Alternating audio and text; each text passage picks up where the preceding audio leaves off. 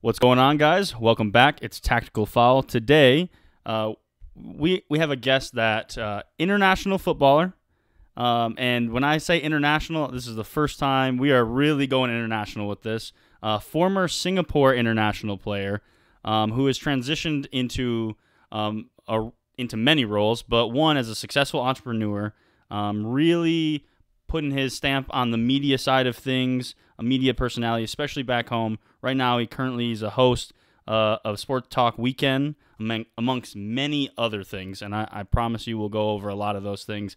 Please welcome Sasi Ramu. Hi, Kyle. How are you? And thanks for having me on the show. It's a real pleasure to be here.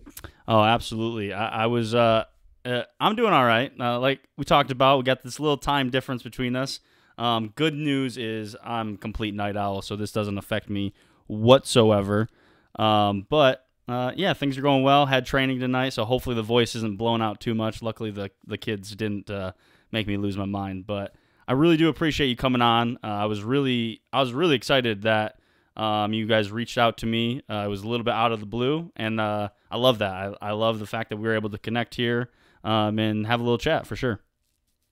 Yeah, well, like I said, thank you again for having me because I've always been intrigued about football or soccer over at in the US ever since you guys hosted the World Cup, and I've been following the MLS, been following what's been happening, and recently, as recent as 2018, I've been having quite a lot of sports coaches who are working with me on my mentorship program. So the US is a huge market for me in the sense that I have a lot of students, clients, whatever you can call it, in my mentorship program. So I'm really looking forward to sharing all of that with you, and then also finding out what's your story as well. Perfect. I'm really excited again. Like just have this chat. I mean, I think it's a beautiful thing that we can connect like this and yeah share our experiences, what we have going on. Because the truth is, they're probably very opposite of what we of each other, and so I think it's amazing. And so, let's get kicked off here. And I think the best way to do it is just kind of start from the beginning because I love hearing about how everyone kind of gets their start in the game. What was your start like? Kyle, as a kid, we grew up in a very humble background. Mom and dad were working. My dad was a cab driver. Mom was working in a factory here, which means that my brother and I, we've got a younger sister as well, so three siblings. My brother and I, my brother is 2 years older, and all the things were when you're young in Singapore, the only thing you really had was your friends in your neighborhood, and you just wherever you're living, just go down to the open field and start playing. Right? We played all sorts of sports, from table tennis to basketball to football, soccer. So we swim, go down to the local pool and swim and stuff like that. So we Right. did a bunch of stuff. But one of the things that was really fun about growing up was just being around friends. And I'm 6'4" now, and even when I was younger, I was the biggest kid around the block, right? Good So, for you.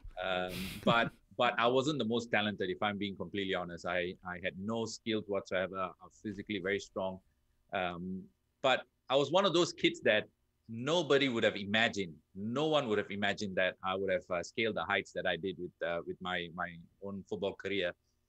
Because if you go back in time and look at me when I was 10, 11, I was super skinny, didn't have any weight on me, this tall, lanky guy, just awkward on the field and stuff like that. But I suppose I developed along the way. And the real break actually came when I was in what we call here in secondary school, which I think it's high school in America, right? It's the Right. equivalent. So that's where I really kind of, started to slowly show a bit of potential. Again, when I say potential, by no means I was a skillful player or whatever. It's just that mentally, perhaps I was a bit stronger than most kids, and started playing at school level. Then from school level, I was scouted to play for the schoolboys team, which is like all the best schoolboys that represent the country. Right. So started playing in the schoolboys team, and I suppose that's where everyone started looking at me and going like, there's something about this kid, not really the best, not maybe the finished article, but there's something to work on. So I suppose that was my real break. But I must say my first love is actually field hockey. I was a striker in a field hockey. And I was selected for the Singapore under 15s. And we were due to travel to I think it was Thailand for a tournament. And on the last day, I was actually dropped from the squad, which extremely, shattered my heart, right? It Right. absolutely broke my heart. As you can imagine, as a 15-year-old being told that you're not good enough to be part of something. And I was kind of, depressed, devastated, whatever you call it at that time, heartbroken, even. But I always say that when one door closes, another window opens, right? And that's where the window opened for me with soccer. And that's where I went all in on soccer. And like they say, the rest is history. No, that's awesome. The one thing that I'm curious about, and it's probably like the coach in me wondering this, is like, what was like the development like, and like, obviously you're saying like you developed mainly in high school, but what was that coaching, or what did that look like, especially opposed to what it might look like today? Kyle, I grew up in the 90s, right? I was a kid growing up in the 90s, and in the 90s back here in Singapore, it was all amateur football. Like the soccer was really amateur here. Right. There was no structure to anything we did. It was just a bunch of kids running around. One coach threw the ball, and he did, to the best of his ability, because there were no coaching courses, there was no sports science, there was no, science to be behind coaching kids, right? You Right. just, as an elder guy who probably knew a bit more than us and just said, okay, whether you're playing two sides or passing drills or whatever, there was no real structure to it. I think we were the victim of that. But also on hindsight, when you look at it, that also allowed us to do a lot of free play. These days, I mean, you're a coach, you know that as young as 7, 8, 9, there's a lot of structured training. People talk about strategy, tactics, and whatnot, right? And you confuse the hell out of the kids. But back then, for us, was just play. I mean, just play, and I think I kind of benefited from that. But looking back, and probably if I had a bit more structure, if I was taught maybe my football schooling was much better, I probably think I would have scaled the heights even higher than what I actually did. Maybe, play in a top division in Europe, because I definitely had the physical and the mental capability. I suppose my fundamental skills that was missing. And I was told when I was in Holland, trialing for one of the top teams, for Padahan, who was one of the top managers in Europe, basically told me, like, if you had proper schooling, and if your first 3 steps was faster, and there was a coach that was working with you when you were like 10, 11, 12, you'd be first division player in Europe. So I took that away, and it stuck with me forever. And I'm not trying to repeat that mistake with my kids. And I've got 2 boys who are 7 and 10 now, who are aspiring footballers. They're playing elite level football. So I'm trying to make sure that I give them the very best and not make the same mistake I did. Yeah, I think it's one of the things that, like, I mean, in Michigan, we're not like, to be fair, we're quite a good state as far as like around the country here for soccer, but there are better. And I think the one thing, even the biggest change from like me growing up, which, I grew up late 90s, early 2000s, that kind of thing. That's when I was playing all the way to like the late 2000, right before 2010s, as far as schooling goes. Um, and I think I look now at like the coaching that the kids that I coach or in my club they get opposed to what I got, and it's like, oh man, if I could have got that, like where could I have been, and that kind of thing. But I do think there is like you strike that balance though of like, and it's the thing that like I try to like instill in like the kids and try to let the parents know is like you want to get in early with the structure, but what I hope that the kids are able to do is still like what we kind of had, kind of like what you're talking about is like go home and like have that free time with your friends and stuff like that Mhm. where you can be more expressive. Because like I know for a fact that most like just about all of my development up until maybe I was my last few years in high school came from like pickup and just like getting together with friends and just like playing with older kids and kind of getting beat up on or whatever it was. And so I there's this balance where like there's either right now it kind of feels like you either have structure or you have no structure, and there's got to be if there's when there's a thing in the middle, that's usually the kids that kind of shoot to the top because you just have that good balance of both for sure. Yeah, very well said. I think, when I look at my own kids, right, we were living in a place where there were kids of all ages, and there was a big ground for them to come together and play. And I saw a huge improvement in a couple of months for them just playing pickup games, like you said, Yeah. with different kids, older group. they get kicked about, they have to navigate, they need to pick up skills like street soccer skills and stuff like that. That really helped them in being a bit more creative. And, I would say that both my boys are a bit more creative when it comes to playing soccer. So that didn't come from a structured training. That came from playing on the streets. So Right. I'm pretty happy and, pumped that they actually got that aspect, something that we had when we were growing up. No, absolutely. I think it's really important. It's and it not doesn't make me sad, but like it's one thing that doesn't seem like there is as much of. Now, granted, I'm sure that it does happen, but I would love to see. Like, I mean, I still at 25, gonna be 26. I still get together with as many of us that we can get together and do pickup games and different things like that. I mean, through this channel, we have like you on the YouTube, you can see our men's league games.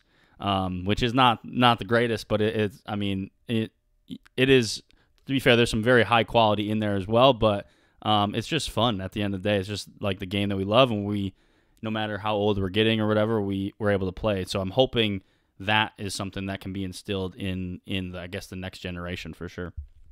Yeah, a quick question for you, just for me to understand. Do kids have enough time to do like free play over there in the US? Because over here, the kids are inundated with different things, from school to tuition to after school activities, and of course their own training. Do kids in the US have that balance where they got free time to play? That's a good question, and maybe that is the harder part. I would say, like, for like our club, right? Like, our kids train 2, maybe there's like an optional third day in there. So and then obviously during the season, you'll have 1 to 2 games a weekend. I think that still, and then obviously school, right? Like, you're going to school from 8 to, let's say, 3 p.m., 2 p.m., whatever it is. Yeah.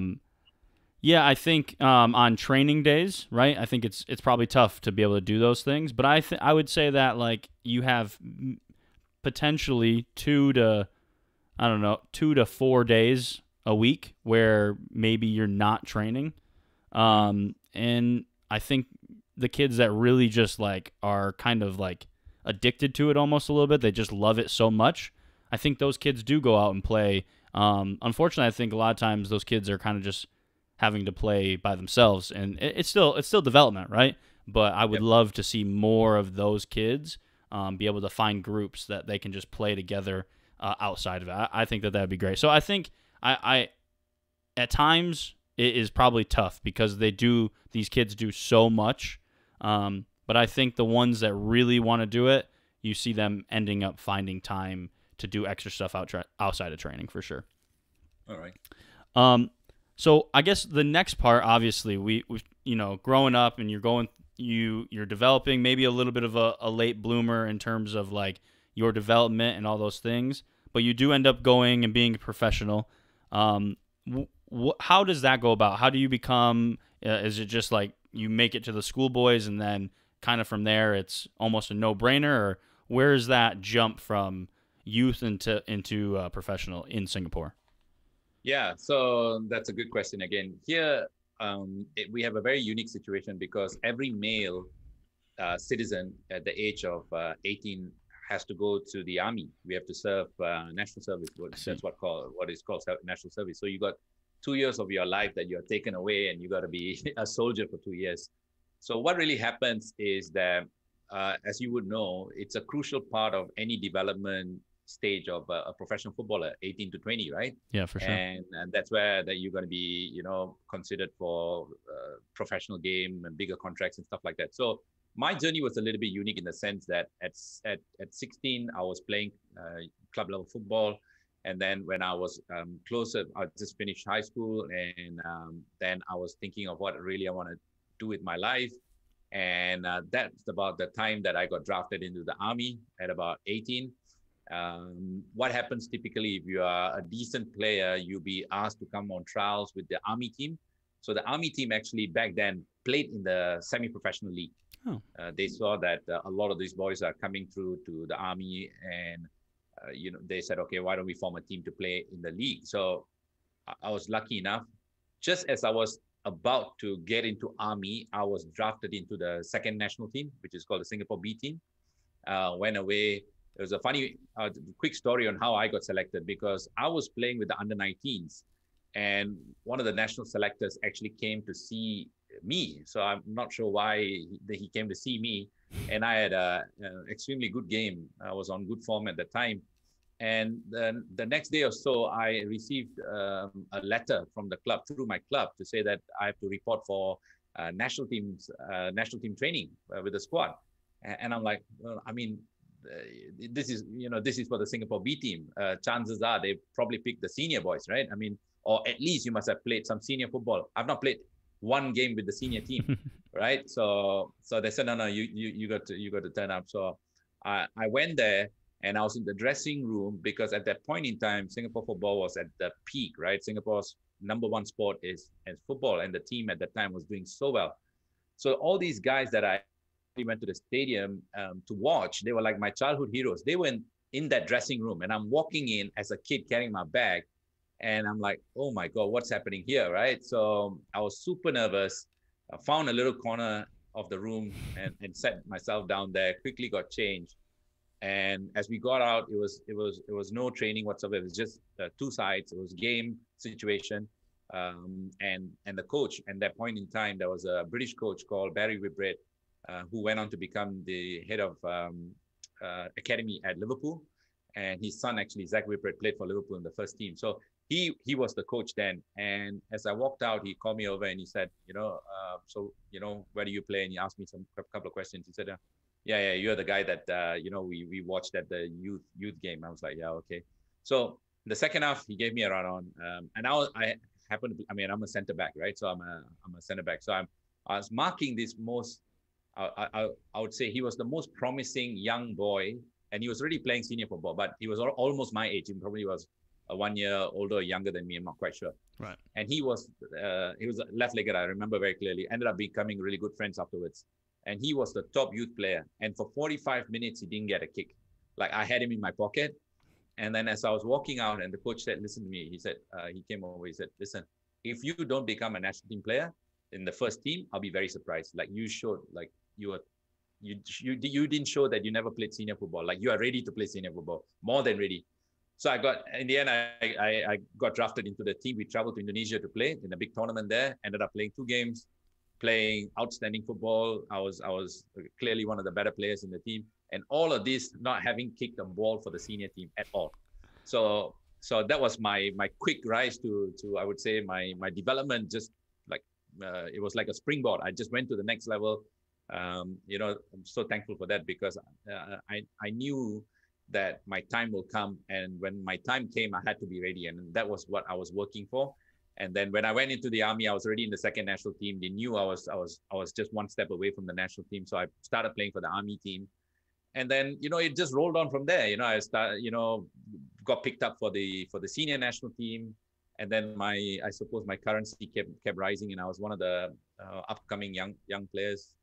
I got my own sponsorship deal from Puma. I was paid to play, wear gear and stuff like that. So yeah, looking back, when I was a kid, I was taking the train to the national stadium here where our national team was playing, full house, 60,000. And I used to walk towards the stadium, and a few of the boys from my neighborhood, we would go together, and I would tell them like, hey, one day I'm going to play in this stadium.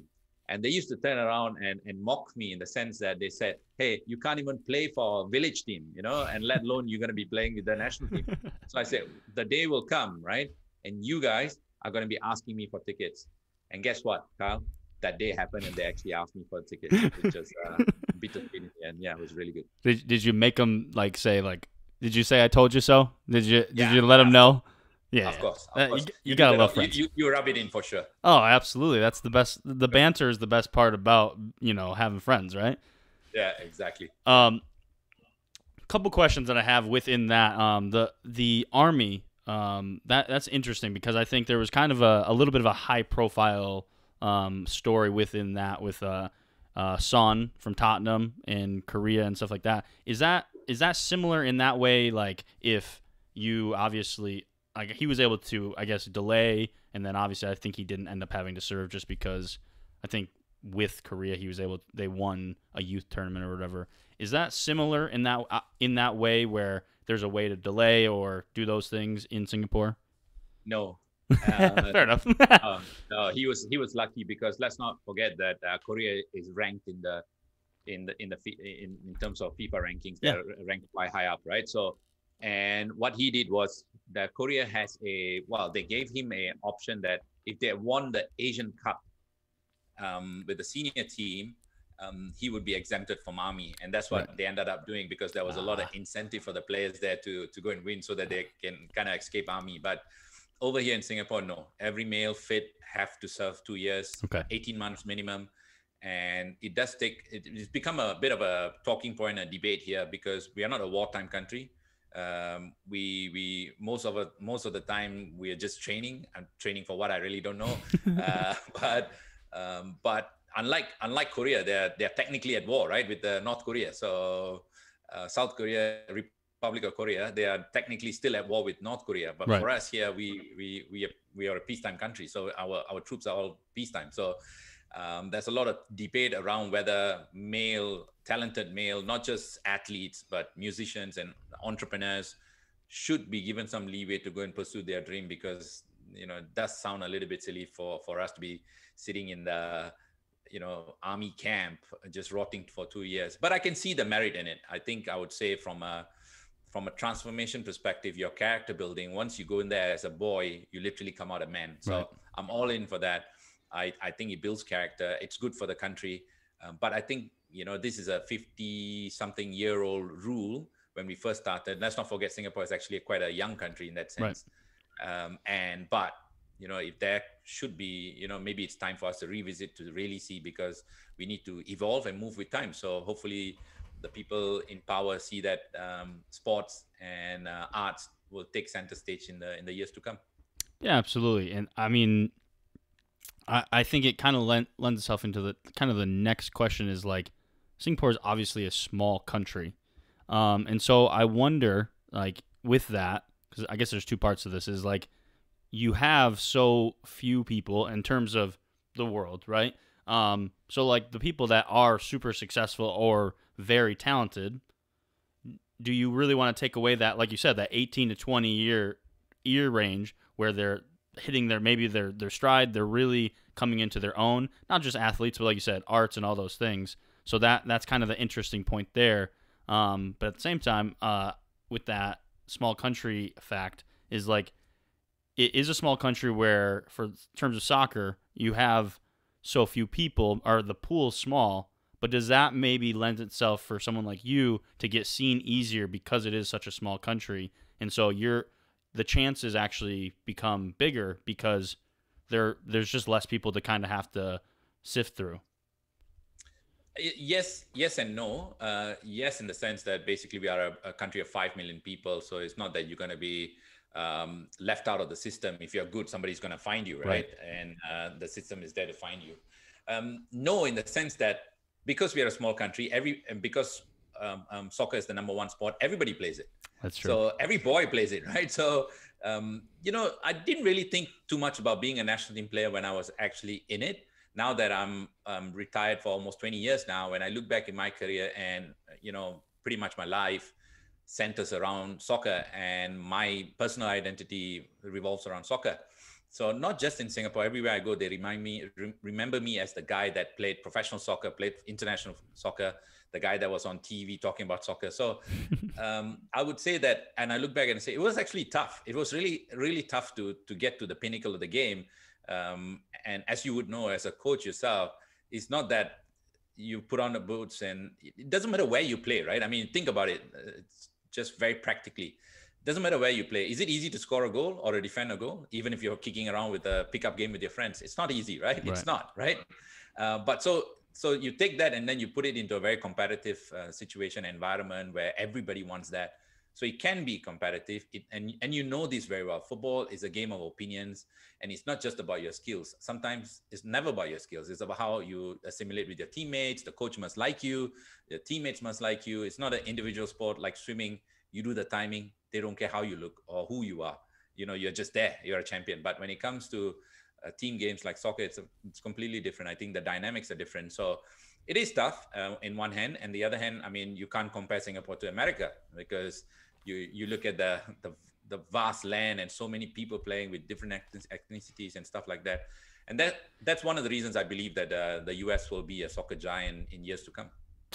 Well, I definitely hope so, but we're definitely a country that where like you said, nobody's really getting left behind. If you're a talent in Singapore, that is, it's just the honest truth is it's the complete opposite in America, where there's so many kids that get left behind.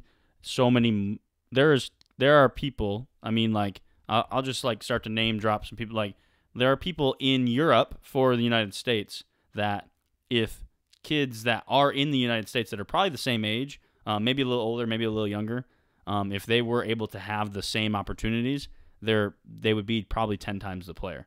We should be a better team in terms of the world scale.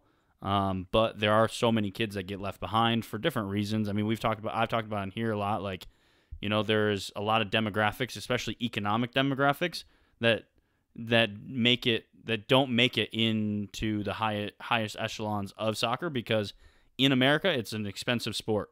It really is, and so it doesn't lend itself to usually the kids that are like kind of the most baller kids, right? Like they're the kids we're talking about that are outside. They're playing with their siblings, they're playing with their friends, and they just kind of learn this freedom, and they learn to express themselves on the field.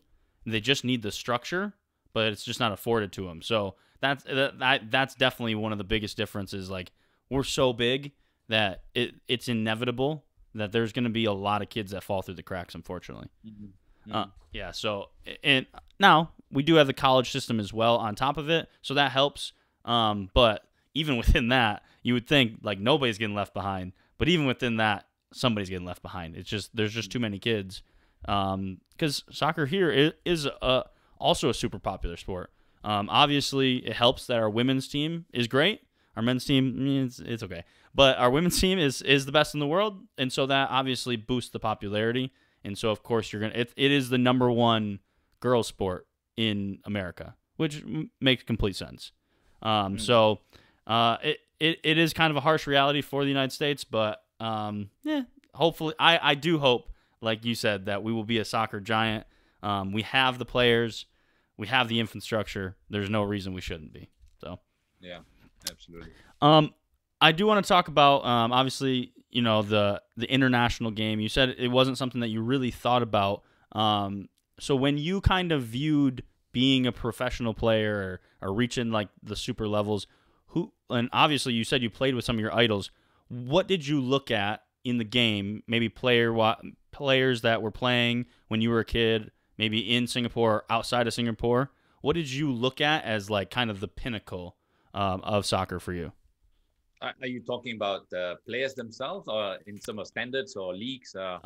In terms of, I mean, I guess either, right? Like, is there any players that you looked at like, okay, if I can reach what they're doing, then I've reached it? Or maybe did you watch leagues and say that's where I need to be, or anything like that? Yeah, when you're a kid, you watch a whole bunch of heroes playing, right? So locally, we had a lot of big household names that probably you might not recognize, but if you're in this part of the world, when you're a kid growing up and you go like, wow, if I can be like him, and Right. that's because you can only see what's in front of you, right? So, and these guys were just in front of us, and they were real. We could, week in, week out, we could walk to the stadium and watch them and stuff like that. So my aspirations were basically to be like them, right? Okay. Be like the national team captain, one of the all-time favorite center backs. I just want to be like them. I'm like, okay, if I can get to their level, then yeah, I think I've done well. But as you're moving along, your expectations and your standards move along with that as well, right? So when I started playing professional football, and started to think to myself, you know what? Yeah, it's great that I'm playing international football. I'm getting paid a good wage playing locally, because at that point in time they launched the Singapore Professional League, which is called the S League, which is similar to what the Japan J League was doing. But I wanted to test myself even more. I wanted to say, hey, I want to go to Europe. I want to play in the top leagues in Europe. And that's when in 1998, after we won the first ever international championship here, I went to Holland. I had the opportunity to trial in Holland with FC Zwolle, and of course with Heerenveen. And I was like, okay, let me go there. But when I got there, I've never seen snow in my life. That was the first time I've seen snow as we are landing in Amsterdam airport. my first training session was minus 12 degrees, which, coming from Singapore, it's going from 37 degrees to minus 12. It cannot be extremes in terms of environment and weather. I was not ready. And it's very quickly fell apart because I was not ready to. It was a huge shock for me. And even culturally as well, the Dutch people are very different. And coming from Asia, we kind of think about life differently, and even food, right? So I'll give you a quick difference in food. Over here in Singapore, in this part of the world, Asia, lunch is actually quite a big meal for us. Like lunch Right. is important. But in Holland, they don't actually have big meals. Like it's like a sandwich to go or a soup or something like that. So to move from what we were used to doing and going to that, it took me a while to actually get my head around it. So that was really hard, right? And before you start to get acclimatized to the situation and you start to adapt, it's time, it's over. Like your trial's over, you got to head back home. So I think that the coming back to the point of saying that, who did I look up to? I always had a dream to play in Europe. I always had a dream. Okay. It was not at the start, but when I started to achieve different milestones, like being a professional player, national team player, and that was my goal. I had 3 opportunities. Unfortunately, I didn't land any one of them. I came close. There was a Hungarian team that actually wanted me. My club wouldn't release me. I was under contract. I went second time to trial in France in the second division. They wanted me, but the agent, as usual, a classic story of wanting a lot of money for my signing. I was a free player. So yeah, a bunch of stuff that happened that really kind of after France, really, when I came back home, I could have made it I was ready the second time around. I knew what to expect. I was a bit more experienced, and I did really well there. But that kind of broke my heart, and I really started to think about football as a career, because I felt that if I couldn't play at the top of the game, I want everything there is to win here locally and regionally, and kind of ticked all my box. And I'm a guy that always wants to move forward. And when I felt a little bit stagnant, that's when I started to think that, maybe I should call it a day, because I actually quit very early. I quit at 29. Oh, wow. Which I was at the peak of my career when I just said, okay, enough is enough. I'm gone. So yeah, I mean, it's just one of those things. But I really thoroughly enjoyed what I did with football. I'm so blessed to have led that life. Many people think about it. I lived it, and it was beautiful. I have football or soccer to thank for everything I have in my life today. Oh, absolutely. And I guess, and this is something I've talked to a couple former professionals. When you kind of look back and not really regret, but like, do you find yourself missing playing and missing the game and wishing like you could just kind of lace up the boots again, or are you very comfortable with just like, nah, I'm good? No, I'm good. I get days, especially when I watch international football. I kind of miss the big stage. Yeah. I miss representing my country. I miss wearing the national shirt and playing in front of 50, 60, 70,000 people. I miss that. I miss being in the dressing room with the boys. I kind of miss that. I don't miss preseason though. No one does. No one does. I don't miss that. I don't miss the injuries. I don't miss losing games. I don't miss having missed communication with my coaches and managers. I don't miss all of that. As you probably would know, life of a professional footballer, I think there are more downs than ups. Definitely in my career, I mean, I won a lot of championships, but I look back and the euphoria of winning stays for a short moment. Yeah. But the down of losing stays much longer with you, right? And the mind is a crazy space. So that's why I spend a lot of time these days working on my kids with the mind, and all the coaches and different people that I work with in terms of my mentorship. I always say that first you need to master your mind, then you can master anything in life. Because without that, you are really putting the cart in front of the horse, and nothing really works until you have a full understanding of how your mind works, how you can quickly snap out of things. Because I'll give you another quick short story. After I quit playing in 29, I was depressed for about 6 months, because that's all I knew, right? And I kind of started missing after a few weeks. You start missing a lot of things. Right. I couldn't watch a game of soccer. I was really depressed and didn't want to leave home. I was like really going into a rut, and that seemed to last forever. Like I couldn't snap out of it. But that's when my wife obviously said, "Hey, you got to get your ass out and go and do something." Like, so I started to pack everything that reminded me of soccer, packed everything away, started to dress differently, started to mix around with a different bunch of people where never reminded me of soccer. So I really took that journey of detaching myself from soccer, because it becomes such an integral part of you. It defines you. It makes you the person you are. And, moving forward, it doesn't really serve you. It rather doesn't really serve you for your second career.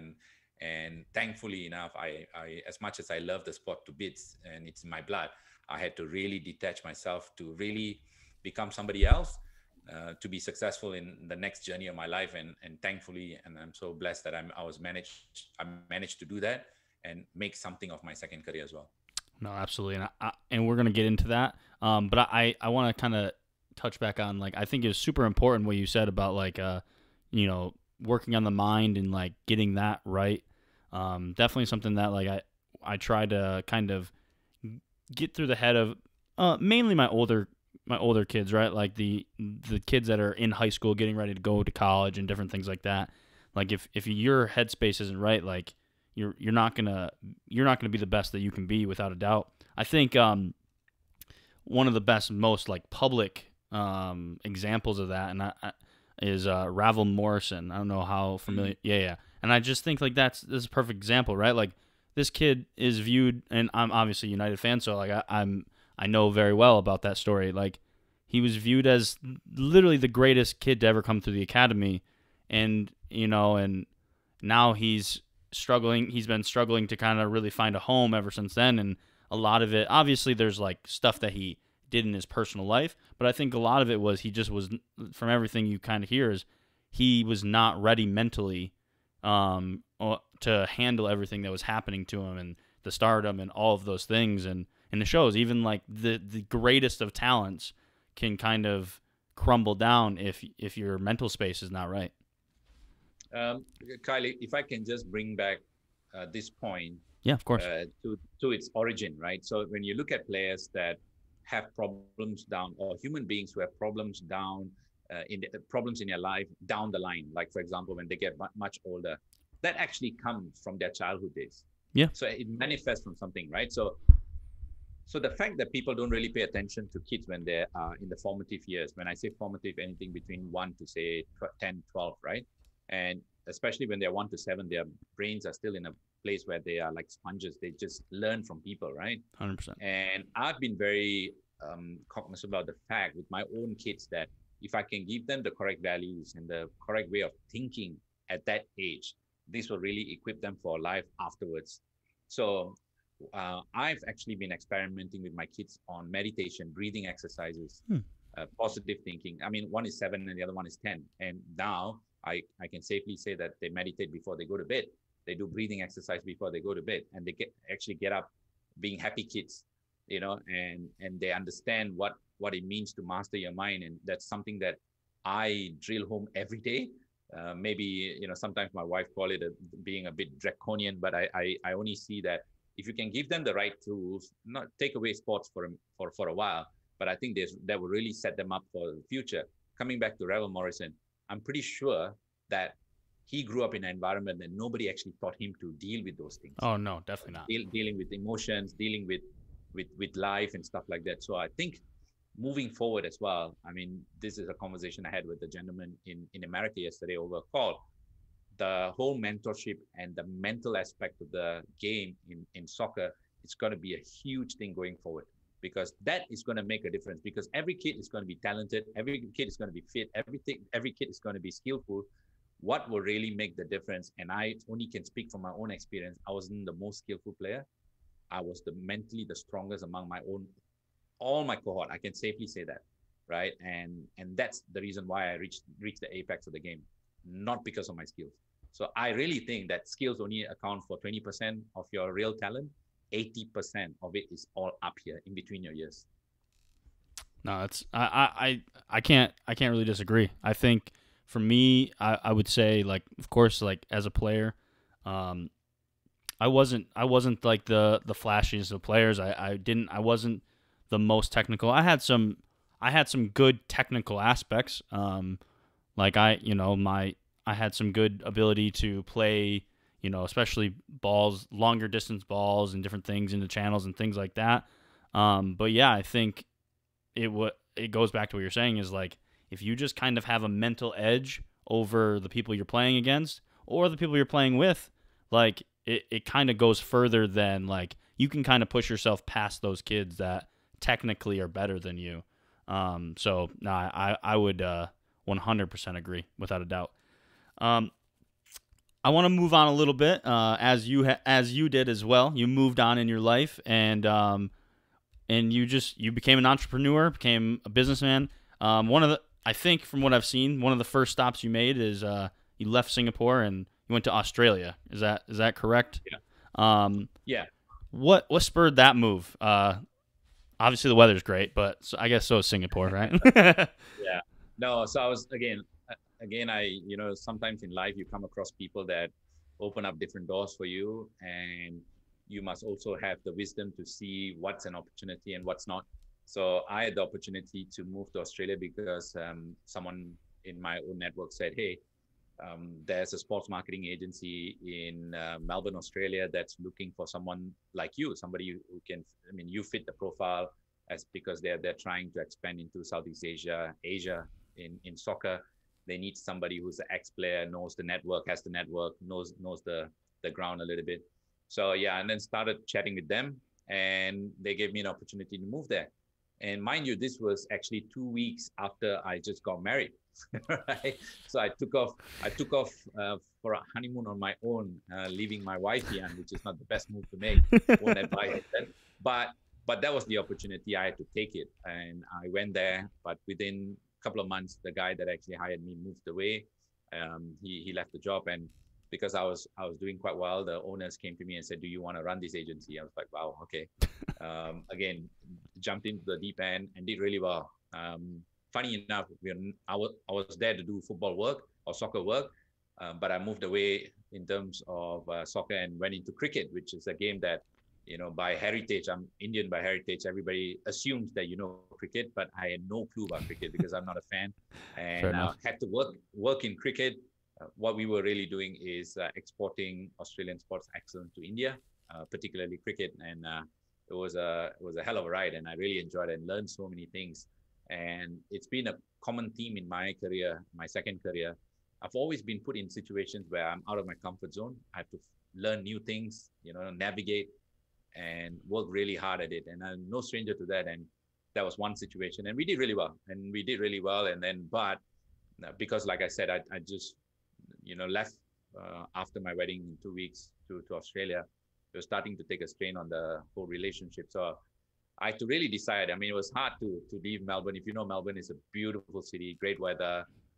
It's a sports city, and I was living my dreams, if I'm being completely honest. But there came a time that I had to really choose between career and, of course, my relationship with my wife. And I said, you know what, my family. I'm a family kind of guy. I really, wanted to have kids, and I'm big on family, and left everything and came back to Singapore.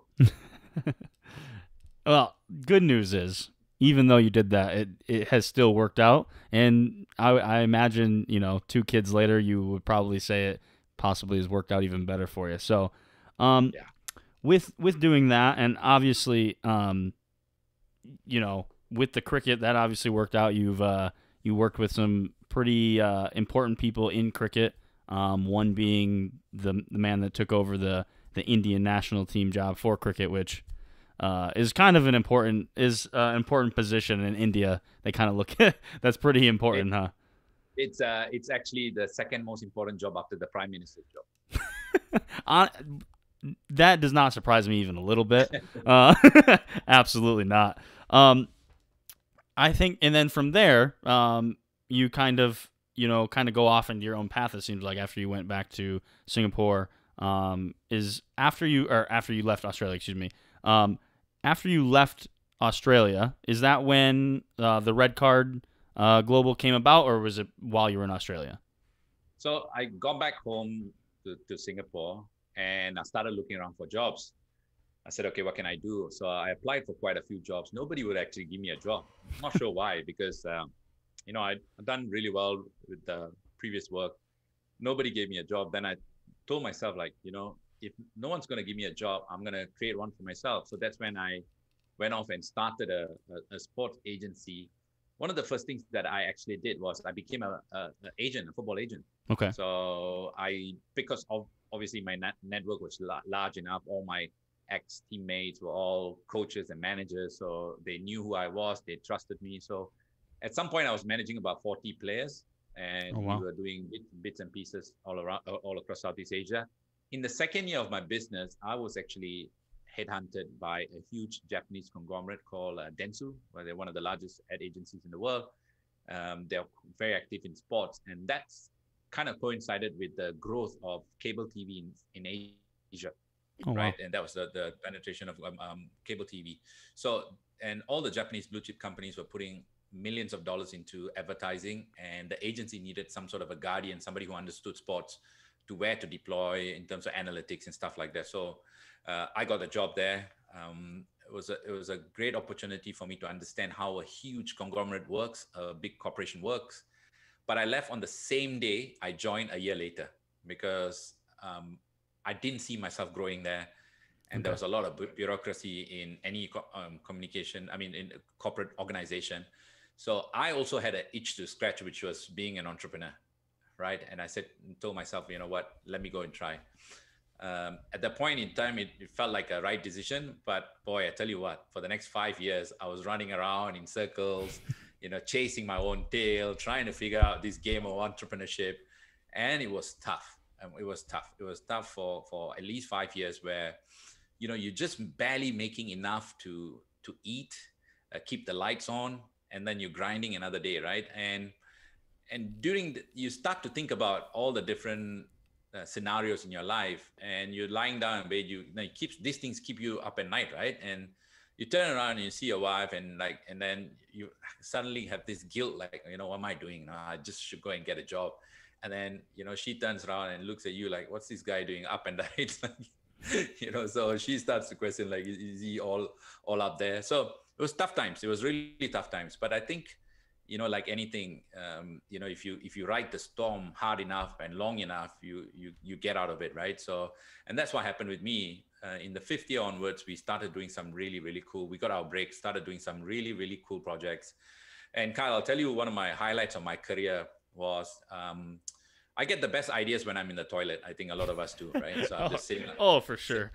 Yeah. So I'm sitting on the throne one morning, and I'm thinking to myself, I said, how can I build an asset within my agency, right? So, and I said, well, I've always enjoyed being in the media.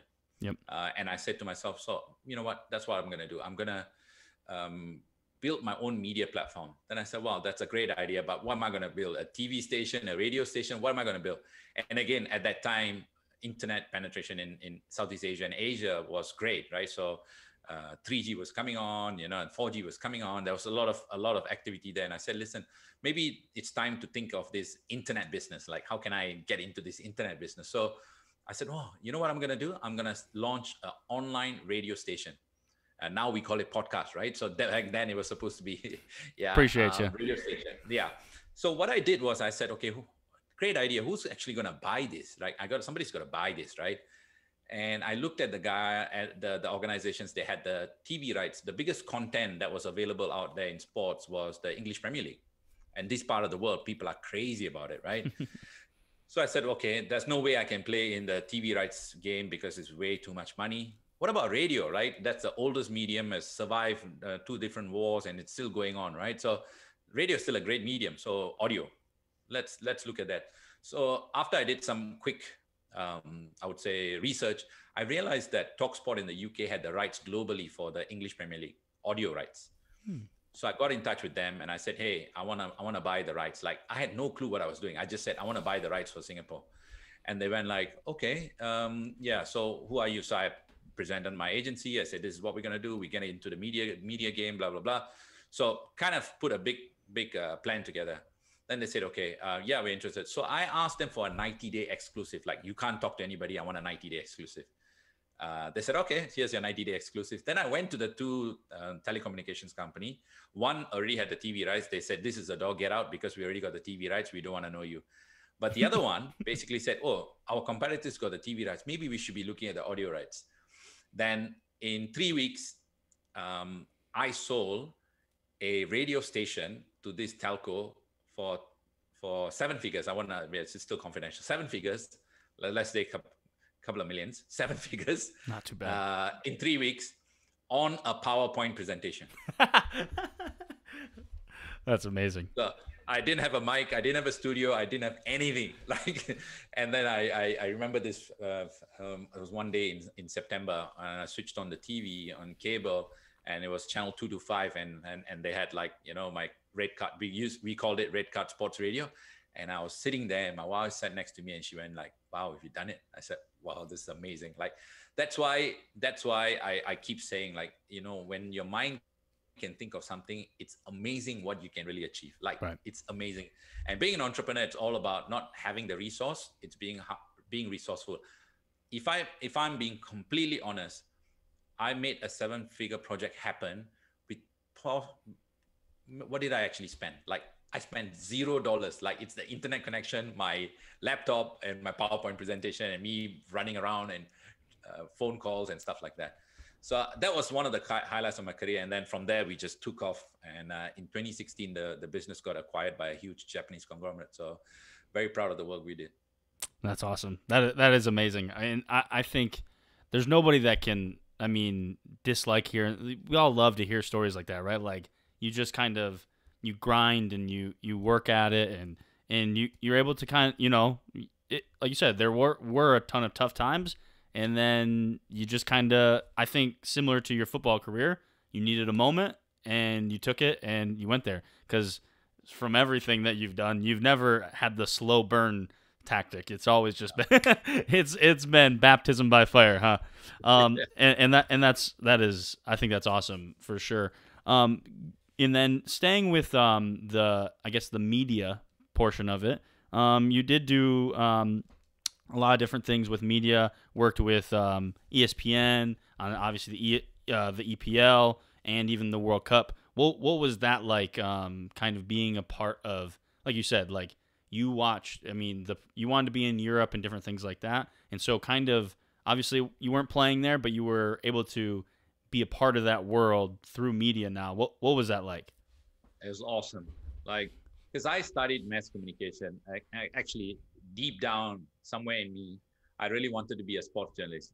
I wanted to be a sports journalist. Same. I wanted to be a football writer, and I wanted to bring the games alive. So I kind of enjoyed that part. And as I went along, I got invited to a couple of, shows as guests. And I was just explaining and giving my own point of view about soccer, and just explaining the game to people as a pundit. So people start to see what this guy's got something about him, understands the game, articulates it well. So I got invitation after invitation, and at that point in time also coincided I finished playing professional soccer. I just got back from Australia, and ESPN were looking for local faces to be on their regional broadcasts of the English Premier League. I went for an audition. They said, okay, you passed the test, you got the credentials, why don't you come and do stuff with us? So, I've been in the media for the last, I would say 15, 16 years now, and it's just gone past in a flash, right? And fast forward, I'll tell you this really funny story. I went on air on the first day. I think it was Spurs against another game, right? So, and this is live TV that's going out to like almost 600 million people, right? And I completely fluff my lines. I don't know what I'm talking about. I'm tripping on myself and stuff like that. The game finished. I go back home, I drive back, and I tell my wife, like, they're never gonna call me back. Like, I was rubbish. Like, they're never gonna call me back. And then I had a friend of mine, and he told me, he said, and he watched it, and he's like, it was tough and all that. He's an English guy, but he said, listen, mate, when Gary Lineker first started the match of the week, and when he was the host, he was horrible. Like, you couldn't watch him, right? And then fast forward, he's like one of the best TV presenters or football presenters in the country, right? He's on what, I think 3-4 million pounds a year. He said, your time will come. Just be patient, learn. And true enough, like, I got better and better and better and better. And you know what? 2 years ago, I got my own radio show on the weekend. Like, I present on radio. That's my own sports show on the weekend. So since then, I've gone on to do the European Championship, the World Cup, the Olympics and stuff like that. So yeah, like I said, that's really another part of my life that I really enjoy doing, being on TV, being a pundit, being a presenter, now a radio host. So I can't complain. I have a really good life. There you go. That's what I like to hear for sure. I want to stay a little bit with the business side of things, because in that realm, I would say business side, you've still done. We haven't even kind of touched a few of the things that I think are really impressive, which is kind of your hand in helping create leagues around your region in Asia.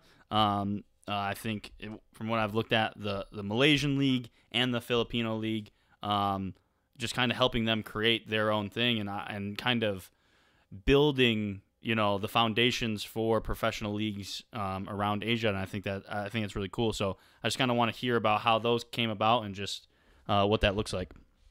I'll start with Malaysia, right? So Malaysia was quite unique. We set up our office there in 2009 with our first client, the Asian Football Confederation. So we did a project called Off the Street on the Ball. So we went into the roughest part neighborhoods of Malaysia in Kuala Lumpur, the capital city, and started bringing soccer programs to underprivileged kids.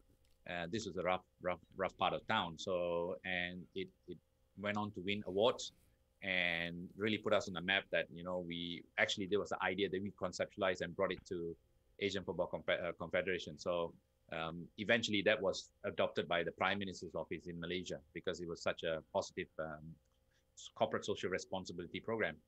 And so since then, we were 2009 in Malaysia, started ramping up our business and stuff like that. And then I hired a CEO over there who used to be a CEO of a professional club over there. And at that point in time, Malaysia were looking to privatize the league, the professional league. Okay. And one of the gentlemen over there and said, "Hey, do you guys want to come and pitch for this work?" So and we got to meet the current king of Malaysia. Oh wow. He was the president of the Football Association back then. He was the crown prince of one of the states, and met with him, and the protocol around meeting royalty. So, and I explained the idea on how I envision, with the amount of research and work that I've done on leagues around the world, that the best structure is a bit of a hybrid between the Bundesliga and the Premier League and what's local. So I was kind of impressed. I got an audience with him, and within like 15 minutes, I convinced him that this is the way to go. And they hired us. So that deal ended up becoming one of the biggest deals in world football. It was 450 million in terms of broadcast and commercial rights for 15 years. It was sold to MP Silva. They no longer exist, but I was the lead consultant in that. And again, going from being a footballer to a business entrepreneur to a lead consultant and doing a deal like that, I can safely say that, I kind of, made a name for myself in the industry, because sports marketing and consultancy is kind of reserved for the big boys, right? If you look at the Americans, the Europeans, even, some big Japanese, Korean. But to find a professional out of Singapore that could do a deal like that, it was a special moment. And like I said, always being in the deep end, always, reinventing myself, always pushing myself out of the comfort zone. And I learned so much from the whole exercise. And that really set me up for the Philippines gig, because then I started consulting Asian Football Confederation all across their member associations across Asia, going in there to look at their marketing, look at their, structure, look at their admin, and landed in Philippines to help them set up their own professional league. And that's what we ended up doing. In fact, we traded our time to take 20% equity in the Filipino league years ago. We have exited since, because they have their own, I would say, local issues with running soccer in that part of the world. They're very driven towards American sports, basketball, baseball. Yes, for sure. Soccer is very, very the least of the priorities, and it's such a vast country. It's a huge island, and with different kind of people running in different states. So it was a little bit hard to coordinate, but you know what? Nevertheless, we learned so much. Again, myself being out of my comfort zone, being in Philippines, running around and speaking to team owners, getting into debates with team owners and stuff like that. But again, great experience, great experience. Nothing that I would trade anything for. So a question I've been thinking about is obviously you've had these big deals and different things like that. You've also, which, when we were talking about your international career, you did very humbly, didn't mention the fact that when you did win that international trophy, you did score the goal in the finals as well. So what was kind of a bigger moment, or like kind of like a, internally a bigger, like, oh yes, like scoring that goal for your country, or like, maybe that seeing your company on TV and like realizing you made it in that sense? Wow, that's a good question. You put me on the spot there.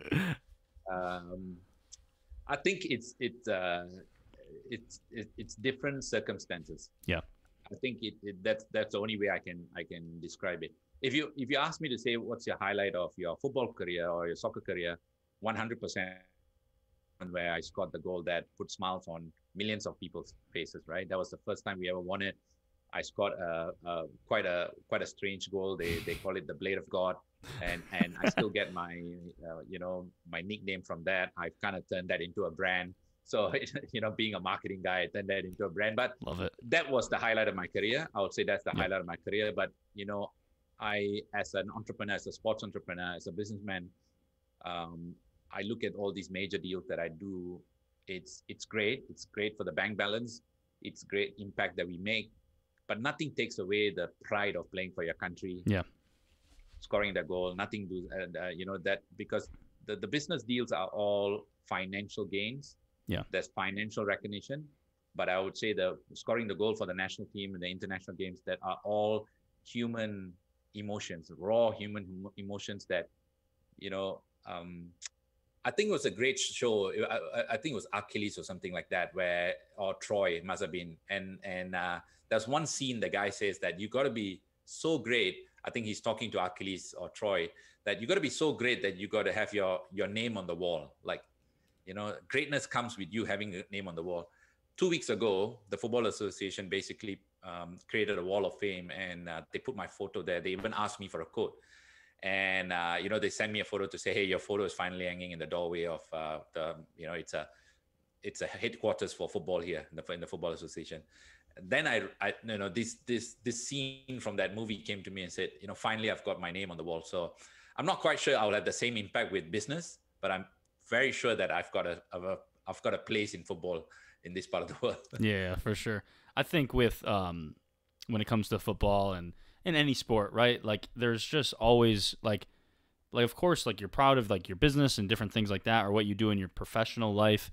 But like there's nothing more like visceral than like sport, because you can really kind of take it back to like the way you felt as a kid. And it's like, which one would, I don't know, 10-year-old Sasi feel more proud about, scoring a game winner in an international tournament, or making a big deal that makes you good amount of money? And it's like, yeah, they'd probably be cool to make a lot of money, but like I dreamt about scoring. Like which kid didn't play that scenario out in their backyard or at a park or whatever, where you score the game winner of a tournament? So I think that's probably where that comes from, right? Like money's great, but like there's nothing that can beat like the kind of fulfilling those childhood dreams and things like that, for sure.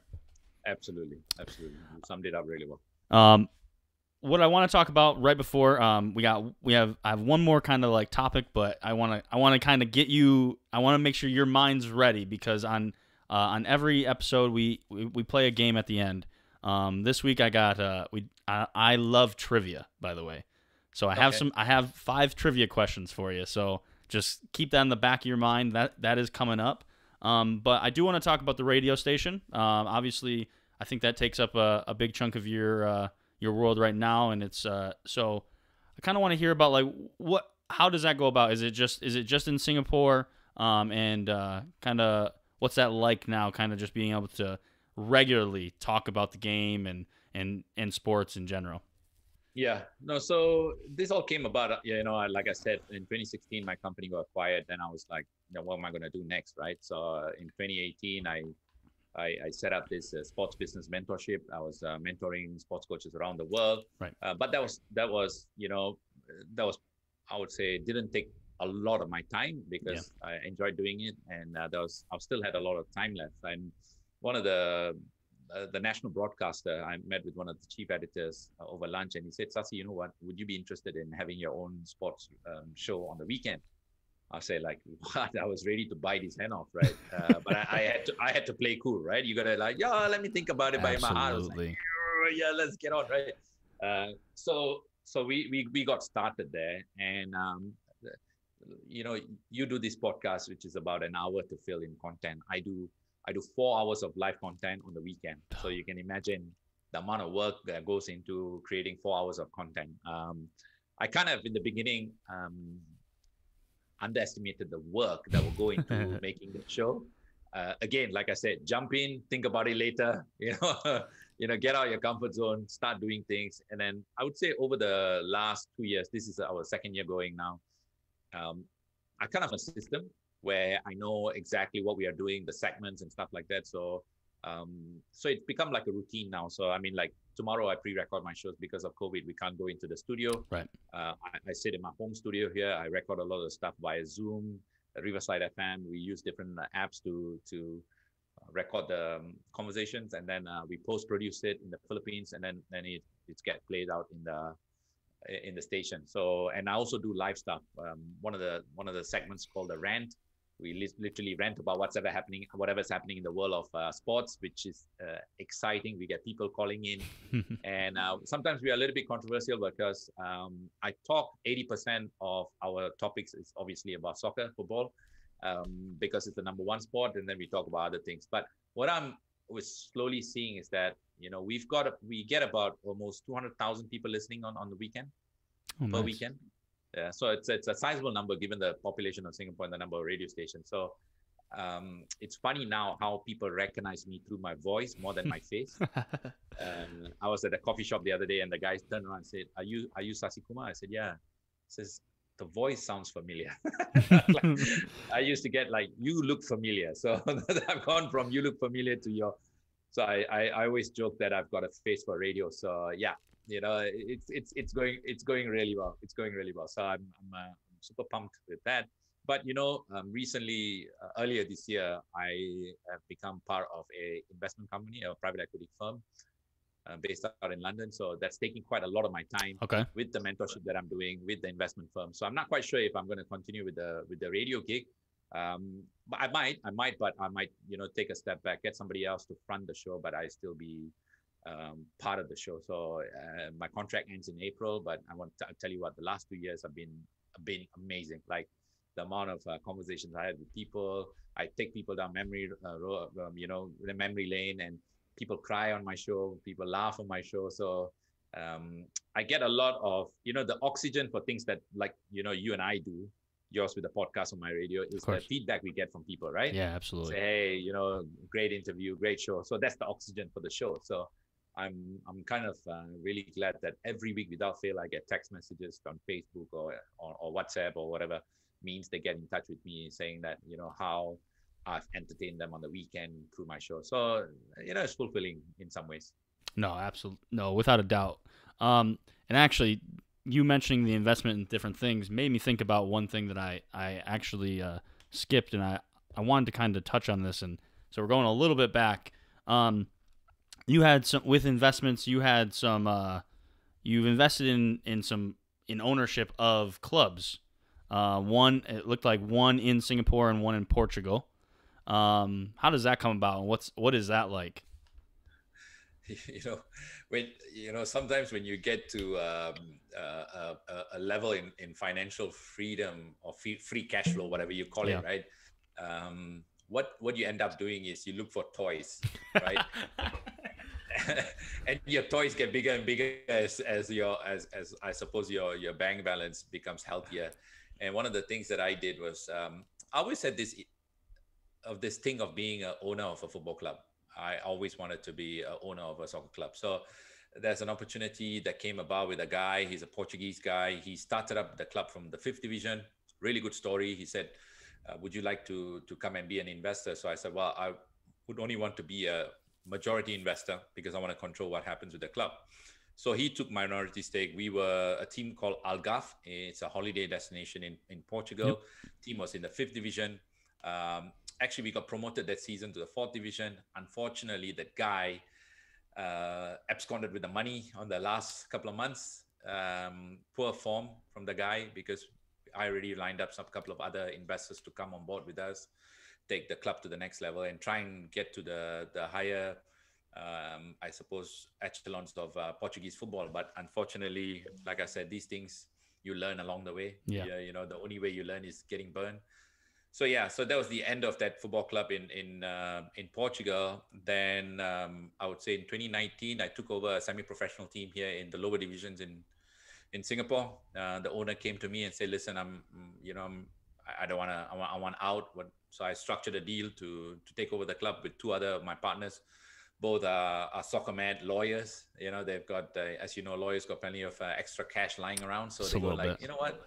Yeah, say, well, you know what? We'll become co-owners. So we took the club. Unfortunately, we only took the club in the last 5 or 6 games left in the season. They were really struggling. We got relegated on the last day. So we've gone from league football to non-league football, but that's okay. We kind of calculated the risk. We know that our project would be good if we stayed in the second division. Now that we are out of the league system, we'll have to work a bit harder to get back into the league system. And we have a 3 to 4 year plan on how we intend to build a community club here in Singapore that people can be proud of.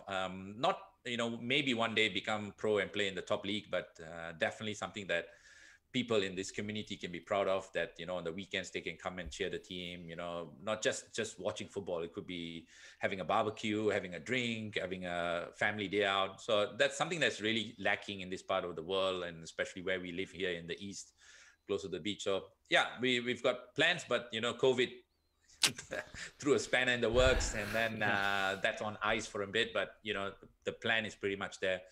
And when all the restrictions are lifted, I think we will go full on. So that sums up my ownership of football club. It's like everything, little up and downs, but that's okay. That's part of learning. Yep, yeah. Just jumping right in. So I love that.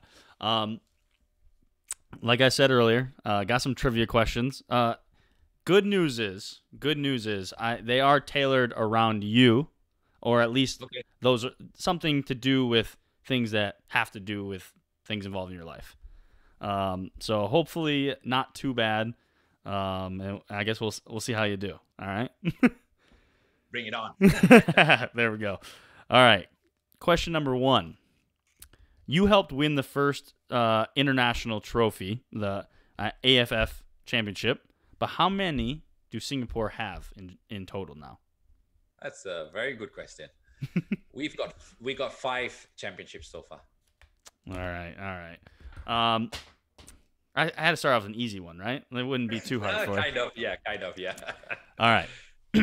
Which country has Singapore beaten the most times? So out of the countries that you play, there's a couple that are close, but this one had one more. You had one more win over this country.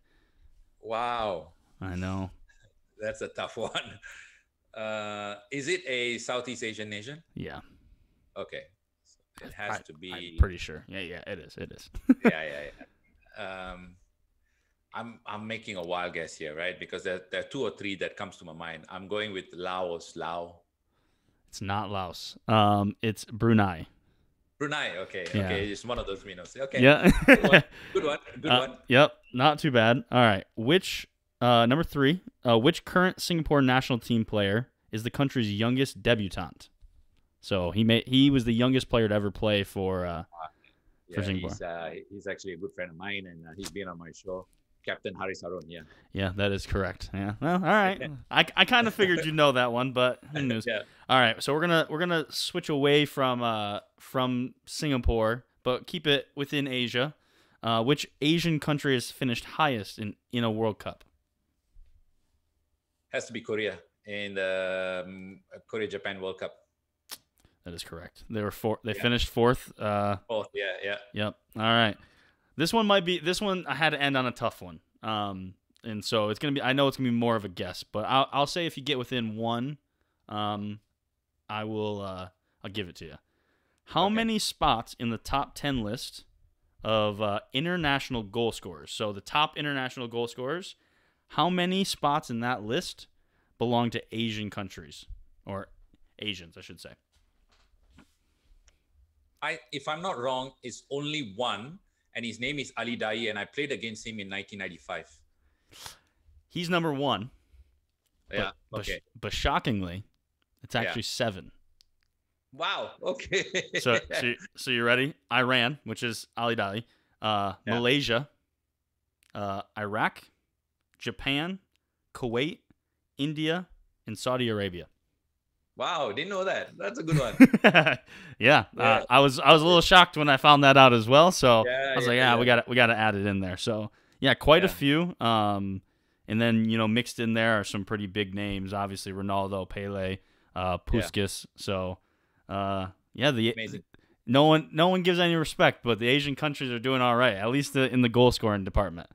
Yeah. I mean, especially Ali Dai. I remember playing against him just before he moved to Germany with Armenia Bielefeld. I had an excellent game against him with his club side. We were playing in a tournament. So what a player, though. Yeah, he was a good player, and he's obviously number one, but it doesn't look like it's going to be for long. Ronaldo's on 102, and he's on 109. My money would be on Ronaldo scoring 7 goals sometime in the near future, but you never know. It doesn't look like he's going to be stopping anytime soon, right? He's a machine, isn't he? 36 years old, but he doesn't look like he's stopping anytime soon. And then you look at the likes of Zlatan, and science is great, and those guys they took care of their bodies a lot better than a lot of people. Yeah, 14 seasons, he's not scored anything less than 25. Cristiano Ronaldo. Yeah, he's obviously I'm a fan. I get to claim him as one of our players, and we're. Obviously he didn't come through the academy, but I feel pretty comfortable in saying that we kickstarted his career. Yep. United, yeah. Absolutely. So definitely happy to see him have all the success in the world. So I really appreciate you coming on. Before we go, I want to let you kind of just let everybody know where they can find you, or anything else that you want to plug that you have going on right now. Right. So I think the best way to find me these days, one of the works that I'm most passionate about is something that I alluded to earlier called the Sports Business Mentorship. I actually help sports coaches around the world, add another 20K into their revenue in the next 90 days, right? 90 days working with me, you can add another 20K. I've just been telling you the story about my life, or how I actually have been resourceful rather than having the resource. And that is the cornerstone of my program that I actually teach people. Like, how do you be resourceful to add another 20K? It's actually easier than people think.